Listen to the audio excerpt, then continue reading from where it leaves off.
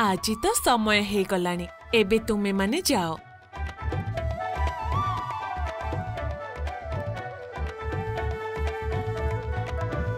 मु ए कौन देखुची एते मधुर वंशीस्वर पशुपक्षी पिलाटी कथा हेउची ता चालिबा बाटरे फूल फुटुची तुलसी चंदनर महमह बास्ना हेउची ता माने ए कालिया पुओ कौन जने दिव्य पुरुष ना स्वयं भगवान को रूप।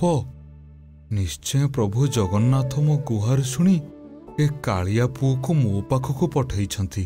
धन्य तुमे प्रभु, धन्य जगन्नाथ, धन्य प्रभु।